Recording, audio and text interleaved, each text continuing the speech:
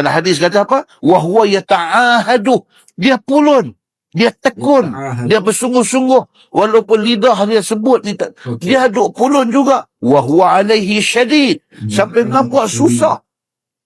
Ni nak sebut makhraj huruf tu, nak sebut tu, sampai cekang awak tengkuk. Muka merah menyala. Sampai macam tu. Nak baca Quran ni. Tapi dia nak baca juga.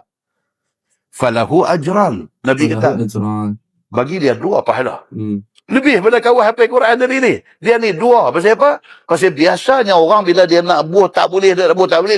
Kawan baca dah. Baik. Adakah betul hadis yang dibacakan oleh Ustaz ini berkenaan orang yang cuba nak baca Quran, susah nak baca Quran, pahala dia lagi banyak daripada orang yang hafal Quran? Wah, kalau macam tu best lah. Buat-buat tak pandai baca Quran, tak payah hafal Quran, kita yang struggle ni dapat pahala lebih pula.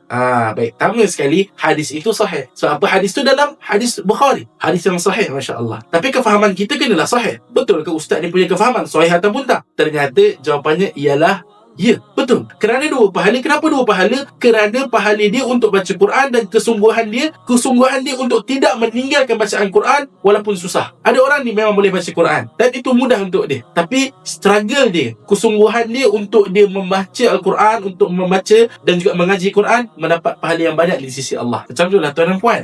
Tuan-puan nak pahala yang lagi banyak tak? Lebih daripada hafal Quran, lebih daripada 2 ganjaran tadi. Ganjaran yang jauh lebih besar. Apakah itu? Iaitu dengan tadabbur Al-Quran. Buku ni memang sangat baik. Dr. Zulkifli Al-Baikri kata buku yang sangat bagus sebagai permulaan untuk orang nak mula tadabbur Quran. Jom kita dengar apa yang Dr. Zulkifli kata. Tuan-tuan dan puan-puan yang dirahmati Allah, buku Tadabbur 30 adalah buku yang cukup sesuai pendamping dalam hidup kita. Jom kita miliki buku ini kerana dia merawat rasa duka kita, rasa sedih kita, rasa sempit hidup kita. InsyaAllah Tadabbur Al-Quran satu tingkatan yang baik dalam kehidupan kita. Marilah sama-sama kita tadabbur ayat-ayat suci Al-Quran.